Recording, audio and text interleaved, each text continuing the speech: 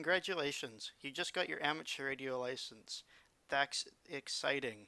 My name here is Austin, Victor Echo 7 Quebec Hotel, and I'm here to walk you through some of the options that are available to you as a newly licensed radio operator to help you get started in the hobby.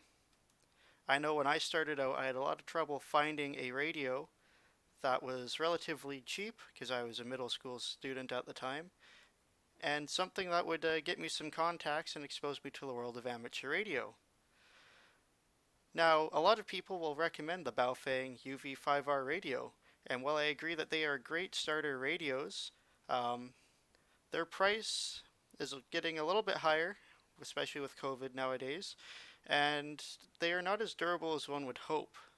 So I'm going to show you some more mainstream radios that won't break the bank, but will hopefully last you as long as you are licensed.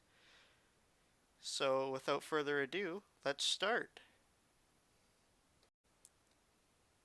First of all, I'd like to show you some options for retailers you have as an amateur radio operator. I'm a Canadian operator, so I primarily use a website called GPS Central. Now their main business isn't amateur radio, however they do offer a selection of some of the most popular amateur radios, such as Icom, Kenwood, Yaesu, and a small selection of Alinco and Flex radio. If you're not in Canada, another great option, and I highly recommend them, is Ham Radio Outlet. Their main focus is amateur radio. They employ amateur radio operators, so when you go to them with a question, you know that an amateur radio operator is there to help you, and they understand your problems because they've been there as well. While I know these sites can be really overwhelming, so I'll walk you through some of the radios that I recommend as a starting out radio. First of all is the Asu Ft4 Xr Radio. This radio is probably the cheapest handheld on the market today, and it is made by Yaesu, which is a very reputable brand. The Ft4 Xr is $100 Canadian, or if we come over to Ham Radio Outlet, it is only $89 US. So it is very competitive with the Baufeng. And that's what Yaesu was doing when they made this radio, was they were trying to compete with the Baufeng radio. You can tell because it's not your typical Yaesu radio. Your antenna uses the same connection that a Baufeng radio does. It's not their usual SMA female, but instead they use the SMA radio or SMA male on the radio side. This radio is really good for its price. It is small, lightweight, and relatively durable. I've had mine for 2 years now. The battery life is exceptional. I've run it for up to 15 hours without charging it, and it is really durable. I have had it on my belt and fallen on it a couple times, sliding down my driveway on the ice, and the radio has held up. It's still functioning and doing really well. A negative about this radio that I have noticed is its receiver is not the greatest. It has a really hard time canceling out noise, and its front end is relatively easy to overload, meaning that if you have a strong signal nearby, the receiver isn't going to deal with it very well. And I've noticed a couple software bugs as well, but none of those issues are experience breaking. The radio will still function for you, and it is an excellent choice if you don't have a lot of money but want to get a handheld radio.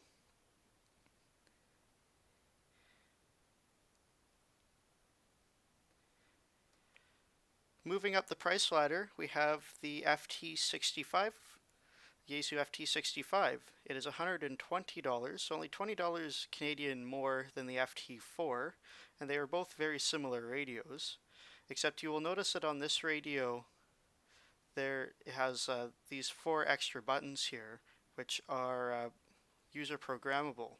So like the FT4, you can see that it has these two user programmable buttons, whereas the FT65 has four of them, just to give you more options. And why that's important is in these Yaesu radios, the menus are in alphabetical order, and you don't have a button on the front of the radio to say adjust your transmit power or adjust your repeater offset or your tone, etc. So what you can do is you can program a menu function to these buttons so that you don't have to go into the menu. So you can set your transmit power to P1 and cycle through your transmit power. P2 can be your offset, etc. So it just gives you a little bit more versatility in the radio. The FT65 is slightly bigger, and it's built more like a traditional Yaesu radio. Um, I don't own one. I haven't used it, but I imagine that the software internal to the radio is a bit more ironed out. I don't imagine that they would have that there would be bugs in this one. But if you do own the radio and you are watching this, comment below with your experience. But I haven't heard anyone with negatives about the FT65, and it is a very solid choice. Yaesu does make a very good product. Moving along, the Yaesu line is the Yaesu FT70DR.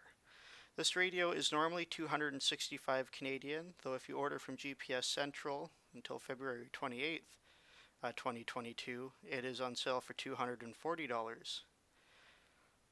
This is the only digital radio I'll be covering today. It uses Yaesu System Fusion, or C4FM digital mode, but it also works really well as a analog FM radio as well for VHF and UHF. The positives to this radio is that it's dual band and digital. My only con towards this radio would say that it has a poor battery life, and the programming software is a bit hard to deal with given how they handle programming on this radio.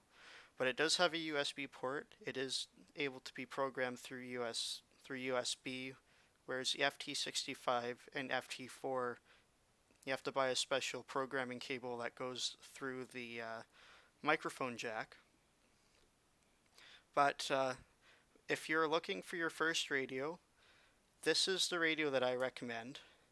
But only if you have a Wires X repeater available to you. So if you talk to people local to you, find out if you have a Yaesu Wires X repeater nearby that you can connect to, and that will make it so you can make a lot more contacts. Wires X is a internet service that connects you to internet chat rooms called, I don't know what they call them in Yaesu. On D-Star, which is the Icom's digital mode, they're called reflectors, and those reflectors is where a bunch of repeaters can connect to, and you can talk to people around the world. So on Wires X, from here in my home, using this 5 watt handheld, I have talked to people in Japan, a guy in Denmark, Britain, anyone who can access the internet, any country that can access the internet is most likely on this system, and you can talk to them with this radio. So with your technician license or the Canadian basic license, where you don't have HF privileges, and if you're just starting out, you probably don't have an HF radio anyway, Wires X is a great way to be able to make contacts outside of your immediate area, and with just your basic level license.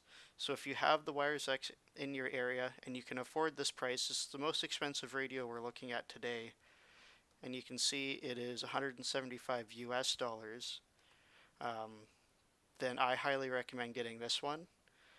If you want to do a lot of field work, maybe buy a second battery, because you're only looking at about 3 to 4 hours of useful battery life out of this radio. But this is my top choice for a beginner's radio on the market today. So it's worth a really good look. Next, I would like to show you the Icom Icv80 radio. This is a 2 meter only radio. It's a monoband radio, Every other radio I've shown you today has been a dual band radio, meaning that the other radios will cover 2 meters and 70 centimeters, whereas this one will only cover 2 meters. But that's the only downfall of this radio outside of the price. It is on the pricier end, being $189 Canadian, but it is worth every single penny, and I will tell you why. I own its older brother, the Icom Icv80. They are practically the exact same radio in every single way, only this one is slightly newer, has a lithium-ion battery, unlike the Icom V80, so you'll get better battery life, and the case is slightly different, but it's still made of high-quality, durable plastic. These radios are practically indestructible. I have had my Icom V80 for 9 years now. It is still going strong. The paint's starting to rub off the lettering around the Icom logo, but that is it. All I've had to do is buy new batteries after 7 years of use. The batteries were used up at that point, but after 7 years of use, I'm not going to complain. The battery isn't going to last forever. But this radio is going to last you as long as you are a ham, because it is built to MIL standard 810 C, D, E, F, and G environmental tests. It is waterproof as long as you keep the cover on the microphone jack. Is dust resistant, drop resistant, practically everything. My V80 is my primary radio that I run when I am out in the field. I carry mine for ATVing, for hiking. I'm a pilot, so I fly with my V80 as a backup safety radio. Whenever I need it for an emergency, and this radio has gone everywhere with me. And I have dropped it more times than I can count. It has skidded across pavement more times than I'd care to admit. I've dropped it out of my airplane opening the door, and it has slid across the ice at -40. It survived. And I took it camping once. It fell off my belt clip, landed in a puddle. I didn't notice, and until the next morning when I noticed it was gone, and I went looking for it. The radio was still powered up at the bottom of this puddle.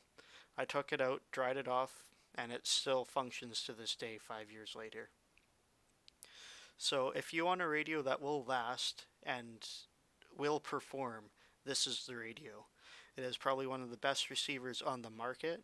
My radio will receive my local repeater without the antenna attached, and the repeater is about 2 or 3 miles away. So this radio performs. It demands one of the highest prices on the market, especially being a monoband radio. But if you can afford it, it is worth almost every penny. So yeah, these are just my opinions. I hope you guys have a wonderful day, and comment below if you have any other radios that you recommend, and let me know how they're working out for you. I hope you have a wonderful rest of your day, 73, and I wish you all the best in the amateur radio hobby. This is Victor Echo 7, Quebec Hotel, and I'll be signing off.